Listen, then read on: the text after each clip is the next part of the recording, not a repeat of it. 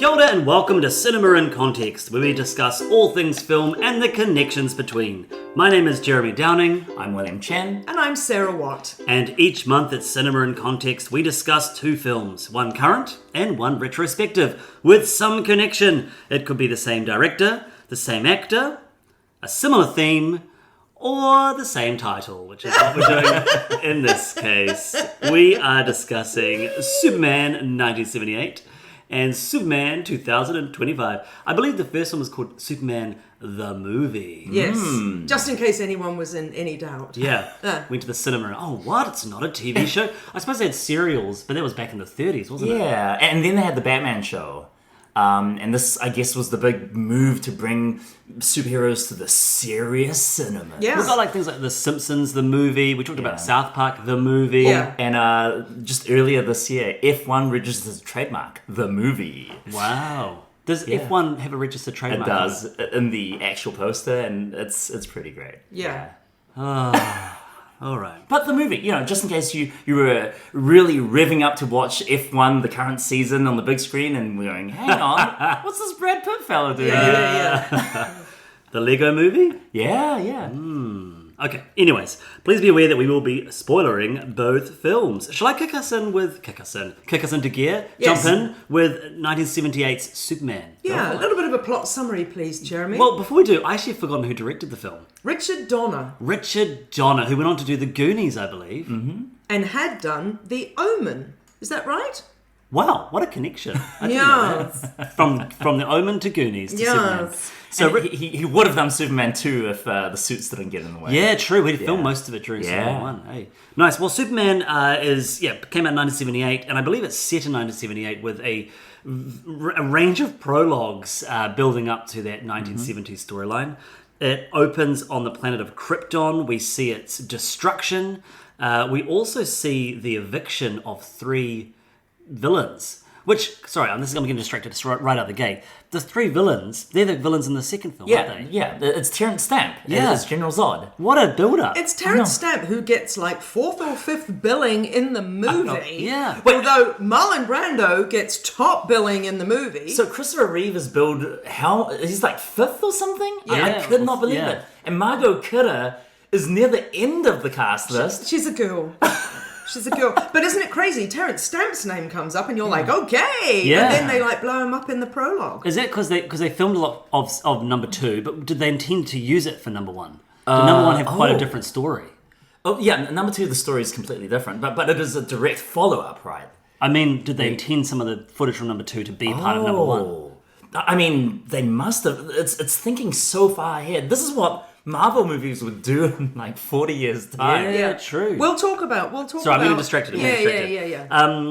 Look, we had a discussion before this podcast started about who would do the summary, and I was reticent, and this is probably why, because I'm getting a bit distracted. Okay, so dude gets sent to Earth. His name is Kal-El? Yes. Yeah. Kal-El gets sent to Earth to survive baby. Krypton, and he is picked up by... Well, it's a classic story, right? It's the Superman story, and effectively, Lex Luthor is our villain. He's living underground.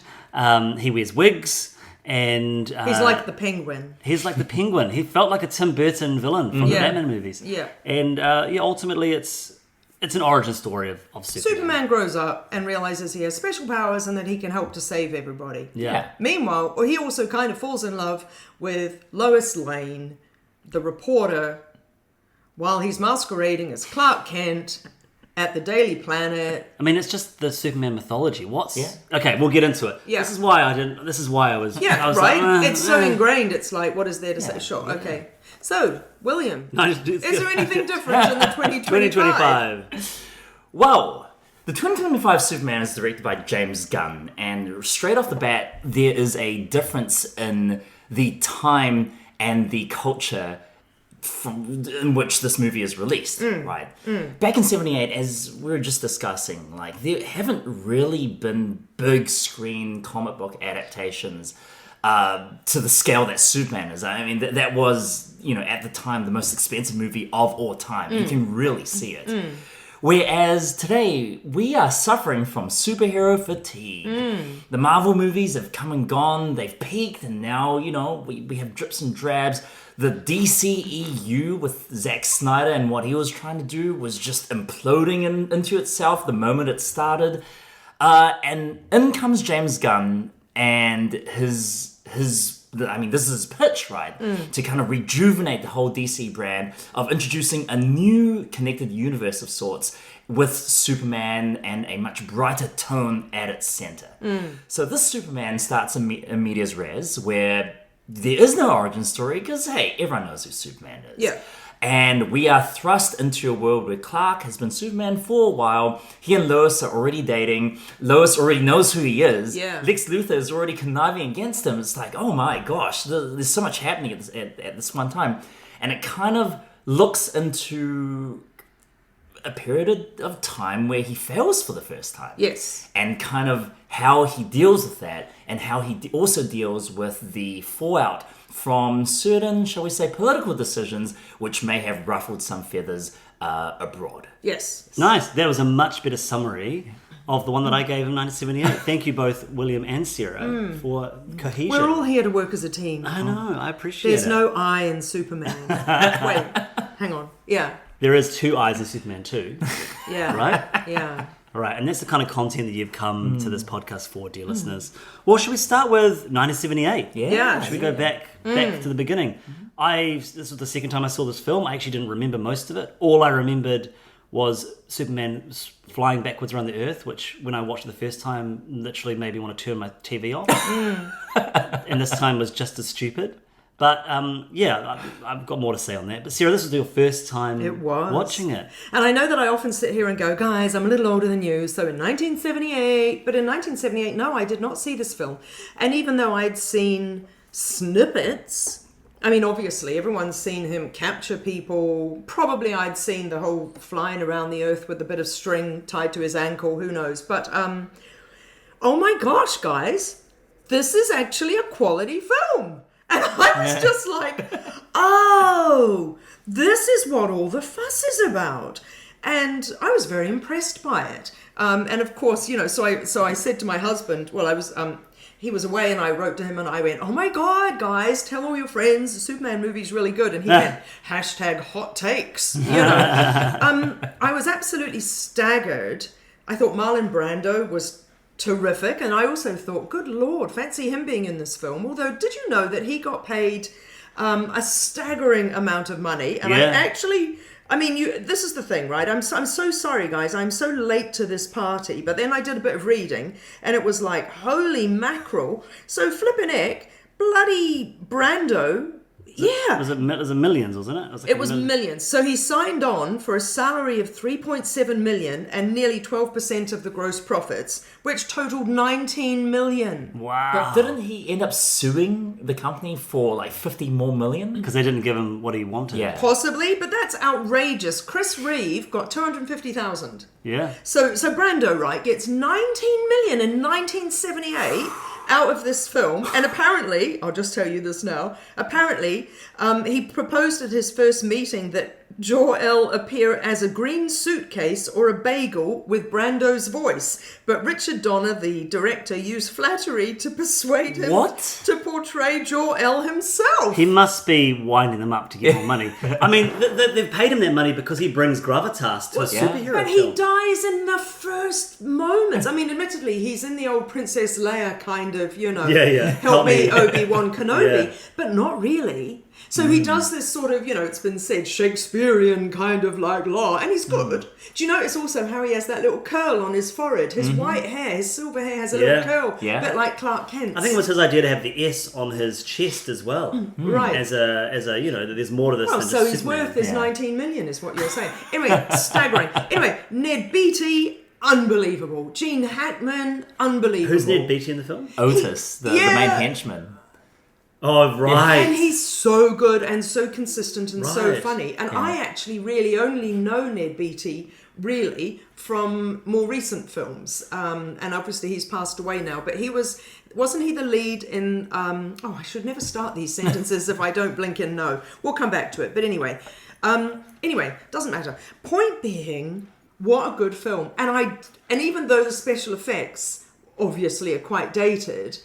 those luminous silver suits that they're wearing up in Krypton look incredible. And you can only imagine that in 1978, everyone was like, oh my goodness, I've never seen anything like it. Is it a lot? There must be an exposure or a processing of the film technique. It's almost, yeah. Well, I actually read about that. Basically, while they were filming the flying scenes, they were doing front projection instead of rear projection. Yeah. Right. To make sure that it doesn't look as washed out as it usually does with rear projection. And they realized that some material that was used for the screen, when you lighted it in a certain angle, it's extremely reflective. And so they ended up taking that material, chopping it up, and gluing it onto the suits to get that effect on camera, which is incredible. Amazing. Right. Yeah. So as much as it felt dated, it didn't really. And I thought, I'd been told, I knew it was long, I'd been told, oh, it's slow paced. I didn't actually think it was at all. I thought it was quite propulsive. And also, it's really saucy. Like the way she's like, can you see what color my underwear are? And he's like, not behind that iron fence. And oh yes, they're pink. I mean, hello. I was just like, wow. In the late 70s and 80s. And there's the whole lung cancer thing when he's like, oh my lungs. God, that's right. Not you know yet. that smoking is bad for you, but you're okay for now. Yeah. Oh my gosh. Yeah. So, I was incredibly impressed. And impressed by the score. And I don't mean to sound like such a dafty. We all know it's John Williams and all that. Ripping himself off, though, can I just say? Ripping With off Star Wars. Yeah, especially with some of the... It's like, okay, you guys, kind of, let's stick with John Williams. Obviously a master. The score, one of the greats. Yeah. Like, the all-time greats. And then you realise that, Star Wars 77... Jaws 75, Star Wars 77, Superman 78, Indiana Jones 81, and it's just like E.T. Oh, he could have what, retired. 83, 84? And Close Encounters will be in there as well. Yeah, it's like banger after banger after banger. How does he do it? Well, how he does it is he self-plagiarizes. Yes, that's right. He does a Hans Zimmer. Yeah, you're right. I've written long before there was Hans Zimmer ripping himself off. There was John Williams. So But it's okay. Lois Lane's theme, which is a beautiful, soaring piece of music. If you were to ask me, hum that theme and hum Princess Leia's theme and hum Marin Ravenwood's theme, I don't think I could do it. Like, it's just the same piece of music with some variations. Yeah. But that being said, all three themes are really, really good. They are. Yeah. But it is very similar to Star Wars. Yeah. Especially when the title crawl. The star ship, the little baby ship. Yeah. Flying through space. I It's used to have very... a Christmas decoration that looked exactly like that. Did you ever check inside? No. Well, you could have been harbouring Superman. Oh my gosh. You never All know. this time. We would have had Superman. It was actually a documentary, the film, Yeah. Yeah. I am not as enamored with the movie as you, Sarah. Not to say I don't think it's not a good movie. It's just very long. And I did watch it over a period of a couple of days, though. So did I, TBH. yeah. Me too. I did enjoy the fact, though, that it committed to exposition at the start. Like in some ways, it's a criticism of the film is that nothing really happens in terms of stakes until like an hour into the movie. Sure.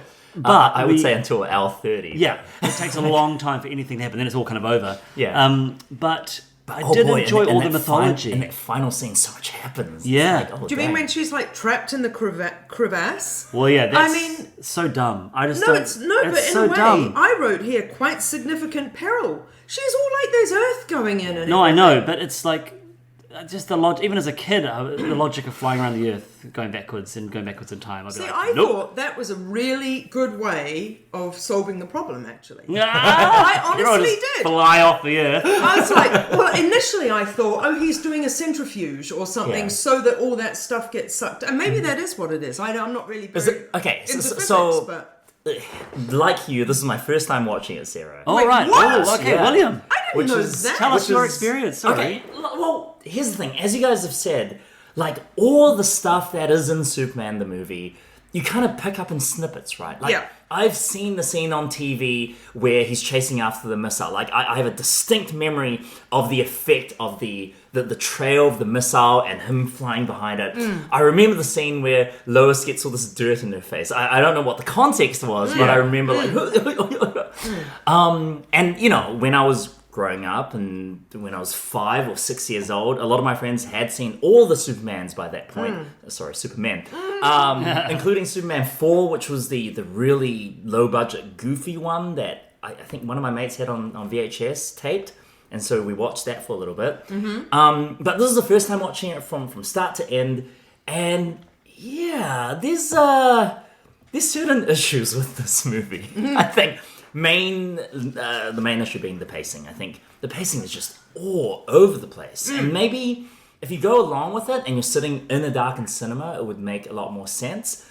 But watching it in chunks, they did feel like very, very distinctly different TV episodes. Right. This is the one that's set on Krypton. Yeah. This is the one where he's like in 70s New York. And This is when he's a teenager. yeah, that's growing up right. in where And it is. I was like, is that Christopher Reeve? Smallville. That can't be. Smallville. He's yeah. growing up in Smallville. But then he's in New York. No, he moves Not- to New York. I know, but Metropolis is where Yes. where Superman lives. But they're just like, that's New York. Yeah, it's just New York. Oh, Yeah, well, it's yeah, literally but New like York. Gotham This City's New York, This is the isn't it? friggin' Statue of Liberty that they fly around. No, Gotham City is in New York. It's modeled off it in the Christopher Nolan movies, but not in the older films. Oh, No. I did not know that. On that note, actually, I rewatched Batman and Robin last night. Oh. And As in the Schumacher. yeah, Yeah. I love that movie. Yeah. It's so, I mean, I know it's touted as the worst of all time, but it knows what it's doing. Yeah. But what reason why I bring it up is because Superman, you mentioned about the special effects and the use of miniatures is fantastic. Yeah. Batman and Robin, the use of miniatures in that movie is incredible. Like, it's kind of before the digital boom, right? And it's Yeah. not a Burton one, which is interesting because Yeah. he was into using miniatures. Honestly, more, there are some wasn't sweeping, craning shots going around massive buildings, and I just, like, my eyes were popping last night. Anyway, sorry, carry on. Okay, Superman. and so I found myself bored at parts of the movie. I found myself really thinking like, oh dear, what is this thing? And then you get to the ending, and it's so hectic, and so much happens, and yeah, the ending I think pays off a lot of the threats that have been built up, and it's very, very good. I just wish that, well, for one thing, that Lex and Superman had met before the hour 15 mark. Sure. Because they're on completely different storylines. Yes. until Yes, Lex yes. is like, oh, this guy could scupper my plan. Yes. And, you know, they're all really good. I think Christopher Reeve is incredible. His charisma is fantastic. Yeah. Like, he is a star. Yeah. And he is the best Superman I've seen. Like, I often think we get nostalgic with the early versions of roles, and we think, oh, they're the best. But no, he's very, very He's good. very good, and I thought that his depiction of the stuttery, dafty Clark Kent was so good. And then when he's banging on the door after she's gone for her flight, and he's like, I thought we could go get a hamburger. Can I- And he's all being a bit wah, wah, wah, like this. And then she says something like, something about the night that she's had. And he does a little smile. So you Yeah. can tell that he's putting it on. Can I just say, I'm going to use a word that you really like, Sarah, and that's, man, in this movie, Clark Kent is the ultimate gaslighter, right? It's just like, actually, I'm Superman, but Yeah. you would never know Yeah. that. No, Yeah. I love that. I love the fact that he's the bumbling fool on purpose. Like that moment where they get stood up by the dude with the gun. Oh, yeah. And he catches the bullet, and he's like, I think Yeah. I fainted. Yeah. You know, and then he's smiling when she walks Yeah, away. that's lovely. It made me think of the speech in Kill Bill Volume 2, where Bill talks about the mythology of Superman in relation to Uma Thurman's character, Yeah. and talks about how Superman stands apart from other superheroes because Superman is who he is. Clark Kent is the alter ego. Clark Kent is who he puts on to go that's about nice. day-to-day Whereas life. with Batman, He puts on Bruce Batman. Wayne is the real dude. Yeah. Okay. But I realized that a lot of that comes from this film. Yeah. Tarantino has clearly watched Superman a lot, and he's referencing that version of Superman because he talks about, the S is the blanket that the Kents found him wrapped in as a baby. It's quite fun. Margot Kidder, can I say though, for 1978, flipping heck, she's amazing. Yeah, and she's the very really good. fact that she is the one who kicks the gun out of the baddie's hand at the beginning, and she's a tough cookie, and she's smart, and she just gets on with it, and she's a wonderful character and a wonderful actress. And the kind of energy of her typing and Absolutely I think brilliant. that's for me where the movie, the best parts of this film is when it's them, and it's also I think the kind of flying sequences are phenomenal. They still really hold up. I know it's projection, but I love that missile sequence you talk about. Like all the Superman stuff is a lot of fun. Some of it is a little wonky, but some of it, watching today, I was like, how do they do that? Yeah. And I guess how they did it was sometimes on location with giant cranes where Christopher Reeve was just like yoinked into the air. Yeah. And it looks incredible because you can't do that anymore. Like, I'm sure health and safety would have a field day. There's also all the reports of the Clark and Lois flying scene. And I think Margot Kidder said in an interview, like, you know, she and Christopher Reeve remained like really close friends through his entire life. Because once you're basically chained to a guy hanging in midair for months on end filming that scene, it's like, how could you not? That's true. True. And it just looks like a tough shoot. Like, they're obviously suspended. And it's some sort of, I don't know, fog machine, projection. I don't know. But, man, it's really, really immersive in a way. And they sell it. They really, apart from the fact that she's like wearing a nightie and it's like -2 degrees up there. Yeah, I know. No, she says, I just need to get a sweater, which is, and I was like, I'm with you, girlfriend. And he says, no, you'll be warm enough. And that's part of the magic, you know, because they're up there flying. And I thought, he's going to envelop her in his, no, he doesn't. And it's only that amazing bit where the hand goes further and further apart. And then there's a little bit of a let go and suddenly there's no power and she's, you know, like that. Maybe he does give her some sort of insulation. I'm sure he does. Like for him to say so confidently, you'll be fine. Yeah. Of course he does. I trust Superman. Did you know that Mario Puzo... I saw that in the saw credits. Amazing. Mind blown. However, I read Wikipedia. Have you heard of Wikipedia? I have. It's quite good. I read Wikipedia, and it says that actually they got, I think it's Joseph Mankiewicz in, the screenwriter. Wow, who It just did says Citizen Mankiewicz Kane. here. I could be wrong. It says Mankiewicz, and I'm sure someone is... Mankiewicz and Puzo together at last on Superman the movie. No, he came in and did a rewrite, and apparently he has said that not a word from the Puzo script was used. It was well written, but a ridiculous script at 550 pages. Wow. You'll be shooting for 5 years. So basically, I think that Mankiewicz rewrote it, but the Writers Guild refused to credit him for his rewrites. Wow. And so that's why Puzo is still in there. I mean, this is just according to... So Mankiewicz, he did the final script. Yes. And Puzo's... incredible. So I'm guessing the Puzo script must be Superman 2. As well. I'm sort of, I know I'm obsessed with this a little bit, but it's just because of the Terrence Stamp character being because star. they were filmed together, which Yeah. is, again, like nowadays, this is a pretty... You see it in everything, right? We talked about this with Back to the Future 2 and 3 and stuff like that. But back in the 70s, that's unheard of. Yeah. 2 movies at once? Yeah. And do you know about all the people that they were going to get to play Superman? Apparently, the producers were quite keen on Muhammad Ali, Wow. Al Pacino, James Caan, Steve McQueen, I understand, Clint Okay. Eastwood, and Dustin Hoffman. Wow. He would have been half the size of... I know. Hey, well, let's pivot to Superman 2025. Yeah. And I'd be keen to start off by talking about the chemistry between Superman and Lois Lane, because that was one of the key ways that they cast this film. Is they didn't just cast Superman by himself, but they cast...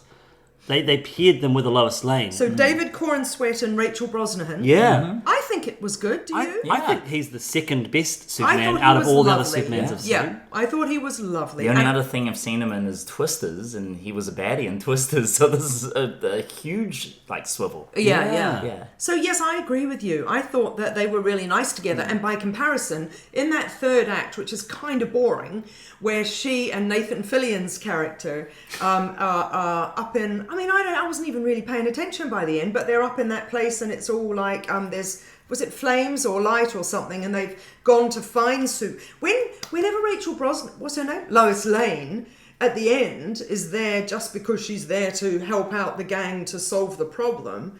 There isn't really any chemistry. She's just there in her... I liked it, though. I liked the fact that she wasn't the damsel in distress. She no, had I her agree own with you. storyline, and that they were doing journalism, and that they were breaking the story on Lex Luthor. No, I agree with you. All I'm saying is, the chemistry, definitely, the way the film comes alive is when David and Rachel are working together in a scene. Yeah. Not in Yeah. the bits where she's with the other people. Yeah, Right. no, fair enough. Although when she is with Edie Galhegi, with Mr. Fantastic, not Mr. Fantastic, that's a different thing. Mr. Terrific? Mr. Terrific. Yeah, yes. yeah. Who, oh my gosh, that character I only know from like, oh, that guy's called Mr. Terrific in the comics. Yeah. But to bring him into the spotlight like this was Yeah. so cool. Yeah. And again, I know Edie my words today. Edie Galhegi before from, he was in X-Men First Class. Oh, wow. As Darwin, the mutant that can Oh, keep changing. yeah. So both he and Nicholas Hoult are both in First Man. Yes, they are. First Man. X-Men First Class. Yes, they are. I forgot who Nick Hoult was. I Yeah. like Nick Hoult. I feel like he was miscast in this role. Oh, really? Yeah, I did not like his Lex Luthor, and I thought he was the weaker part of the film. Lex Luthor for me didn't work. I don't think it was him, though. Really? I mean, I hear you, and I respect your right to have an opinion, but, jokes. But I thought he was good, but I thought it was not well written, because those scenes just kept being, Lex Luthor's up in his lair, blah blah's happening, we're back to the lair, blah blah's happening, we're back to the lair. So there wasn't really the opportunity for him to showboat like Gene Hackman or to do anything of interest. But I did think that he acquitted himself well. I just don't think it was a well-written part. Well, he does get to showboat, though, and boy does he ever. Which bit? At the very end when he has this huge monologue about Superman, this is why I hate you. Yeah. And he's so filled with passion and hate that he starts crying. And like, oh man, okay, now we're talking. Okay.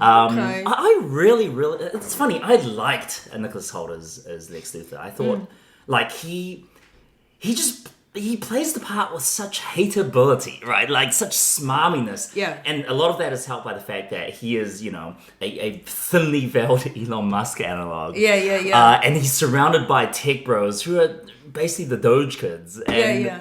And throughout, like, they really, really get you thinking, boy, I hope those guys get their comeuppance. Yeah.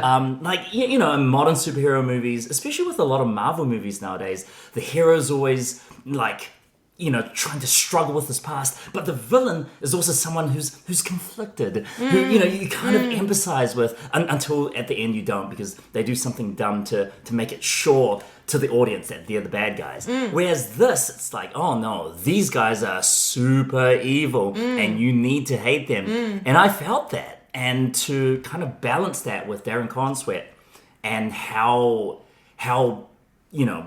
much of a beacon of hope he was, and the colors, and how he was the big blue Boy Scout, all of that stuff. I thought that was what they were trying to go for, and for me it worked. Yeah. I did really enjoy how they made Superman more vulnerable, because I think that's one of the issues with Superman, is that apart from kryptonite, he's just unstoppable. But with this one, the film starts with him beaten up. Yes. Yeah. And I loved all the crystal palace or whatever it is connections to the original film, and those robots, and and the Very dog was a cute. fun addition. And the dog belongs to Supergirl. Yeah, which is a great bit And at the end. she's an Aussie, that actress. She's the from one- House of the Dragon. And Sirens. Right, yes, she is. And so Millie Aldred, I think. And Alcock, something like that. Alcock, I think. Yeah, Alcock. And she's going to Alcock, be... so there is a Supergirl movie coming out, isn't there? yeah. I guess there is. That was a fun reveal, because I was thinking, where did this dog come Super from? good. Super good. And the dog was super cute. I mean, I don't just mean cute. I mean, it was a good character. Yeah. It had personality. He's effectively the John Wick of the DC universe, isn't he? I mean, the dog didn't die, but the dog got stolen, and he had to go to the underworld or wherever he went to get it back. The space between spaces. Yeah. So It's a plot device. I can't, correct me if I'm wrong, but in 1978 Superman, he doesn't yet experience the backlash, does he, from the world going, hey, you've let us down. They're still in the throes of this dude's amazing. Yeah. Whereas Batman, obviously, and I'm sure many other superheroes do have to experience the whole, we've all turned on you, and... Did you ever watch the Watchmen film or read the comic book? I've seen the film of Watchmen, but I don't remember it. Or Incredibles. You've seen the Incredibles, the Pixar film? Yes. So those storylines are, the world is sick of superheroes. Yes. And it's a very, very carefully political commentaries in both movies. I think Incredibles has got some really nice stuff in there too. But I feel that now. I mean, you're saying about the fatigue. I think that's my biggest thing with the new Superman. I had a good time. It was messy in parts, but I'm just like, I've seen enough. I've seen enough of these big, massive movies. And I don't know about Superman, but the new Fantastic Four film, which we're talking about, that movie needs to make $600 million to break even. And the last few Marvel films have made $300 million, $400 million, which is still an exorbitant amount of money. Yeah. But I'm thinking Marvel's potentially going to, it's going through some rough. One thing that's time. a big difference, which I thought was rather charming, is the PG classification on the new Superman and the new Fantastic Four movie. Oh, Superman is PG? I'm sure of it. Oh, okay. I'm sure. That's Yes, great. it is, because Okay. I managed to take my 8-year-old nephew, Okay. and we wouldn't have if it was RP13 or Or and M. we certainly wouldn't for M, because that's 15. Yeah. Even though it's a recommendation, It's pretty not a law. intense for PG. Yeah, there are a couple of slight in the new Superman. Yeah, a yeah. couple of slight dark kind of bits, and The both. bit where he gets nanobots in his lungs as a kid, that would have given me nightmares. Well, Oh, that's amazing. That Yeah. the fact that, I noticed that I looked over at him and his dad looked over at him and then said, no, and the kid and my nephew was like, no, I'm fine, because he wants to be a grown-up. And Yeah. So apparently there haven't been any nightmares, so that's good. But anyway, I think that the PG-ness of, and particularly the Fantastic Four movie, means actually suddenly families are going to see this film. It's pretty inoffensive. There's some darkness, and I guess, there's the challenges of this whole, you're having a baby, and do you have to give the baby up to save the world, and those things. But This is Fantastic Four you're talking about. Fantastic Four, well, in Superman, they had a baby and they had to give it up, didn't they? Send it on a thing. They did. But anyway, they had to give it up so that we could have a Superman franchise. But anyway, what's my point? My point is simply, Fantastic Four looks so different and so beautiful and so old-fashioned, and really embraces the look and feel of that kind of era. It feels like a different sort of superhero movie. Doesn't mean that I found it plot-wise or anything to be more interesting, but at least it's got that point of distinction. Yeah. Whereas I feel completely uninterested, more than disinterested, in the new Avengers movies. You put it like that, and I think Superman, to me, is also different, right? Like it's... Oh, which one? The new 2025, one. yes. I feel like this Superman is a direct or indirect conversation with the last DCEU, the Zack Snyderverse. Sure. From both its main character standpoint and also how it does its world building and also how it portrays the world. Right? I love the fact that the citizens of Metropolis are just so over these weekly, giant monster attacks and supervillains and stuff happens outside the office window. They're just like, I love that. Go with the day. When Lois and Superman were having that chat, there was like some big kind of alien globuloid in the sky. And she's like, you can deal with this. They've got it. You know? That's great. But don't you feel that in the new Superman, they turn on him because they feel let down by him? I feel that that's different from we're sick of superheroes, and it's more...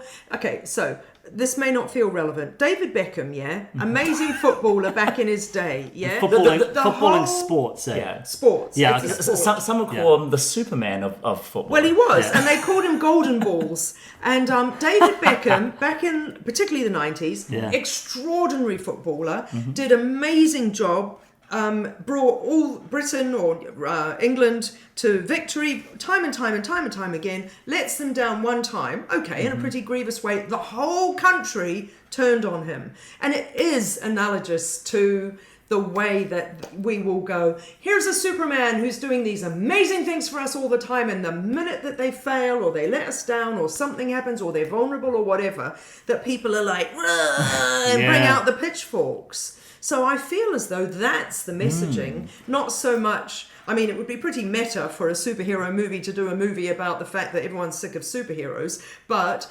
maybe that is it. But I feel like it's more that whole, you are ungrateful.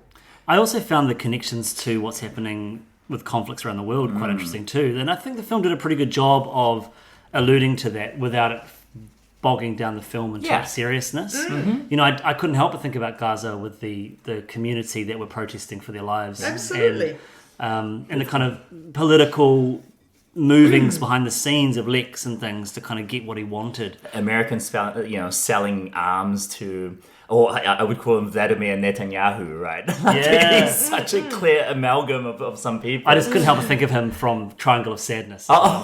Oh my God, Because that's what I know him from mostly. You know the president of the what country was it? Moravia. Moravia. He was the I didn't pick that up. soul manure Right. in Triangle of Sadness. Right.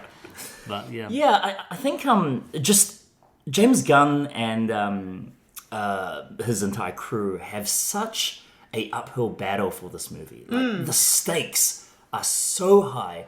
Not just Lex Luthor related stakes, but if this movie doesn't do well, their entire plan is scuppered, right? This is meant to bring in the new DC cinematic universe. This is meant to set in place kind of the tone and a lot of the storylines, but also just the overall whimsy that was missing from the Zack Snyder stuff. Sure. And I think even though I agree with you guys, the film is overstuffed. Like there's too much in it. And because of that, some of the elements get short thrift. Like the Daily Planet, I really like all those guys. The casting is pretty good, but they get so little to do. And at the end of the day, they get on a spaceship and like write news. I don't know. It felt like there was more meat on that bone. But that being said, just the tone of the movie, how Superman is very, very obviously like a Silver Age version. Where, back in the 60s, the 70s, silly things happen in comics all the time. And you don't need to justify or validate it. It's just silly things for silly things' sake. And that's okay. I know you were talking about Fantastic Four, Sarah. Fantastic Four does the same thing. Kind of just buries you, revels in this Silver Age, goofiness. And I think we've gone past the point of the Christopher Nolan hyper real, like, yeah, Batman, where's the trigger, that stuff. And also the Zack. I haven't gone past that point because I like that stuff, and I'm actually more a DC girl than a Marvel girl. Right. And I like the Chris Nolan more realistic stuff. Personally, I'm just saying. I agree with both of you. I love the Nolan films. I love all three of them. I don't understand. I do understand, but I don't agree with the huge amounts of hate that the third one gets. Yeah. Apart from that terrible death from Marianne Cotillard, which apparently she said she did better takes, and they chose that one where she goes, eh. Yeah. Anyways, but music, characters, drama, story. It's And just I really like great. Christian Bale. It's just amazing. But one of the worst cinema experiences I've had was Man of Steel, and it was so long and boring.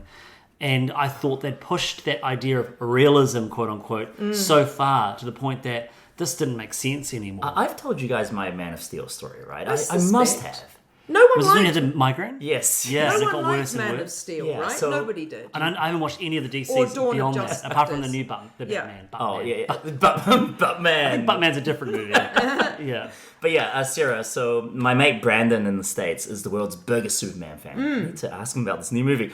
But for his 40th birthday, it was the premiere of Man of Steel. So we went to the midnight screening.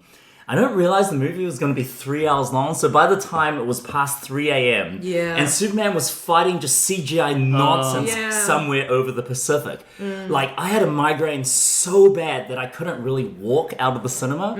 And I'll never forget or forgive the movie for that. No. And apparently Dawn of Justice is even worse. Yeah, Dawn of Justice is very, very bad. And it's bad in many ways, but one of the ways is just it's really, really nihilistic, right? Like, Superman's supposed to be the bright one, and Batman's supposed to be the dark one. You can't have both of them be dark and kind of growl at each other. It's just awful. Unless they've both got the same mother, the same name. Martha. Yeah. I wanted to ask though. Yeah, you go. Is there another Superman coming? And is there another Batman? There's Happening? two Batmans happening. One of them is the continuation of the Robert Pattinson Batman. Oh, right. Did you see that one? Yeah, I did. I quite enjoyed that one. It's just very long. It's very long. I thought it should have been Very dark. should have been a miniseries. Yeah, well, which it became with the Penguin, which is quite Yeah, cool. true. Yeah, and then the other one is going to be set in this current Superman universe called The Brave and the Bold. And who will play that one?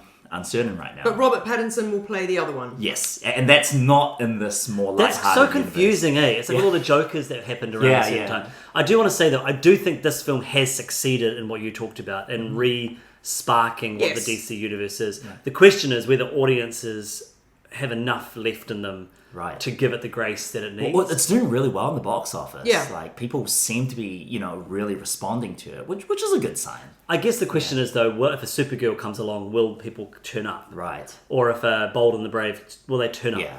When people are tired, I think. I'm tired. I love superhero films. I love the superhero stories. But I've been tired for a long time. Honestly, Doctor Strange did me in. Well, you see, and Strange 2. And I know that we think differently of Doctor Strange, and I adored the first one because I adore It was Benedict the second one. Cumberbatch. It was the second one I didn't. Yeah. And I even enjoyed the second one, Yeah. which is unusual for me. But for me, it is a really big deal who they cast. I adore Christian Bale. I adore Benedict Cumberbatch. I can take or leave Robert Pattinson. I respect him, but And so for me, if they're going to take sort of a fantastical premise, which by its very nature the superhero movies are, then I need that actor to be really compelling in some way. And then they can do what they jolly well like, because you're hanging it on the cloak or on the shoulders of this incredible performer. And that makes a big difference to me. I'm not a huge fan of Henry Cavill. I didn't think he was a great Superman. And You see, I have no time for Guardians of the Galaxy because I couldn't care less about any of the performers. who was Superman in the Bryan Singer one? That was Brandon Routh. Brandon He was Routh. really See? good. Yeah. He was And yet- really good. And yet, I can't picture him. Well, he's in Scott Pilgrim as the vegan boyfriend or ex. And then he was in the DC Comics show Legends of Tomorrow for like 7 seasons. Oh, okay. But And then there's Smallville. There's a TV series Smallville. Lois Yes, and there is. Clark. I used to watch Lois and Yeah. Clark as a kid with Yeah. Dean Cain. That's Oh, right. yeah. And Terry man, Hatcher. that guy nowadays. Yeah. What's And that? Terry Hatcher, yeah. Terry Hatcher was great. She was really the best thing in that show. Do you know, I'm quite glad, just as a brief aside, I'm quite glad that in the new Superman that we didn't have to endure the whole Shakespearean, I can't tell that you're the person that you're pretending to Well, be. because they had special And that glasses. That they cut straight to, So they have to Lois and Superman Yeah. knowing each other, I mean. But they also have a plot point in that, which I've never heard before, which is he wears special glasses that make you that see a change- different face. Yeah. I see. Yes. Which is great, Yes. bit of plot writing. But I'm glad that all I'm saying is I'm glad that we didn't have to have that whole, Yeah. Oh, gee, chin scratching. Lois doesn't know that he's the same guy yet. I also thought in the new one, it's a very different take on the Kents, right? The original Superman with Pa and Ma Kent, I love that Glenn Ford is Pa Kent. I was like, oh my god, this is Hollywood royalty. Yeah. And then he dies of a heart attack, which is also really good. Hollywood royalty is in the original Superman. That's Yeah. what I can't believe. But anyway, yeah. Yeah, and then in this, in the Snyder films, Mark Kent's Diane Lane and Pa Kent is Kevin Costner. And do you guys remember the scene where Pa Kent sacrifices himself? It's Yeah. just so stupid. Yeah. And his lesson that he imparts on Superman is that he should hide his identity and not save people. Like that's kind of the philosophy of those movies. It's very odd. And in this, they start off being played as a joke, like, oh, just country bumpkins. But then it's a real strong theme that shines through, right? That his Kryptonian parents, his birth parents, Bradley Cooper for some reason. Yeah. Like, oh, I know. jeez. And also a woman who looks exactly like Lady Gaga. But Right. it's not. She looked, come on. It didn't looked notice. like Bradley and Stephanie. Oh my god. It totally did. In the But it's not. Krypton. But it's not. But it's Krypton, not. yeah. Her. But wait, I'm trying to look through. Who I- plays the grandparents? I can't like, remember. yeah, I didn't recognize I them. thought that was Margot Martindale for a second, but it's not. No. I really liked the plot point that they sent him to Earth to be a dictator. Yeah. And he has to balance that with what his adopted parents taught him. Yeah. And then by the end of the movie, when, all the images of Krypton are replaced by images of his childhood. For me, that really worked. I like that. same, Okay, same. this is the theme of the movie. Like, Same. this is the ethos. Yeah, no, I like that. I Yeah. like that. I like that. Well, let's finish with final thoughts. Who'd like to kick in again? Keely, I want to kick something with my kicking in my comments today. All I would say is I was pleasantly surprised, and maybe it's just because I'm in a good mood at the moment, but I was pleasantly surprised with the original, which I thought I was going to have to just labour through, and the new one, yep, fine. I don't particularly recommend it. I don't really care, and I wouldn't see it again. For me, the new one, I mean, you say you didn't like the Guardians movies. I really like Guardians 1 and 3. I know I'm probably in the minority with 3, but I thought Guardians of the Galaxy 3 was a masterpiece. Like, a very, very angry, sad movie for a Marvel blockbuster. And James Gunn always brings something a little bit different to his blockbuster movies. And I thought Superman it wasn't a home run. There's a lot that's odd and a little bit off-putting. You have to take in a lot because it is way too long and there's too much in it. But for what it was, like there's lots of good to take from it, and I am excited for the future of the franchise. You know, you have Nathan Fillion just doing his thing. It's so much fun. I thought that was cute and fun. Yeah. I thought he was fun. I thought his hair was fun. Yeah. And because Firefly is one of the few sci-fi thingies I have actually seen, I at least got that as potentially as an in-joke. Yeah. And then again, like Edie Galhegi is Mr. Terrific. Yeah. Like, how fun was that? And his character, he's just like over, very, very cool. And of course, agree with you guys, like the central relationship between Superman and Lois, like it just works. Yeah. Very, very good. The original, there's one thing that I want to say from my notes, which was Gene Hackman going, Miss Tessmacher! Miss Tessmacher! Mr. What? Miss Miss Tessmacher. Tessmacher! Oh, yeah. She was the kind of like, oh, hi. I did like the callback to that in the new film. Yes. With Lex's girlfriend being all over yes. Jimmy. So Eve Tessmacher is now an influencer. Like, yeah. And that was actually very well handled because you thought, oh my gosh, this is a very on the nose kind of tech bro with a stupid girlfriend. Yeah. And then it turns out that actually not only is she's doing it on purpose, Yeah, right? she's Taking- captured all the evidence. That's right, which is terrific. This So, woman's yeah. a genius. Yeah, and actually that was a great yes. Okay. yeah. And so the original, I like that I now know what Superman 1978 is Yeah, from same. beginning to end. Yeah. There's a lot of good in it as well. I think the special effects, especially in the end 20 minutes, really hold up. Yeah. Some of those scenes reminded me of Thunderbirds, with Yes. how they use the miniatures and the flooding of Hoover Dam. It's like, that's straight out of Thunderbirds. But with just a budget like 10 times the Yeah. size of Thunderbirds. The Golden Gate Bridge, I thought snapping, that was- looked real. Yes, it did. That was very powerful. Yeah, and I guess that's just miniatures, right? Yeah. It's so good. I love miniatures. And then Dude, it looks so good on know, film. I know. Yeah. The original Lord of the Rings. Yeah. Oh my gosh, so good. The cast is all pretty good, although like obviously hamming it up. I thought Gene Hackman, he knew what the Brief movie was. Yeah, that's right. And then, of course, the score kind of tying everything together. I just wish they didn't spend so much time at the beginning on Krypton and all. I showed You've you got to guys, get your money's worth out of Marlon Bloody I Brando. guess so. Jeez. Paying him 19 million Million plus oh my god, 50 million more.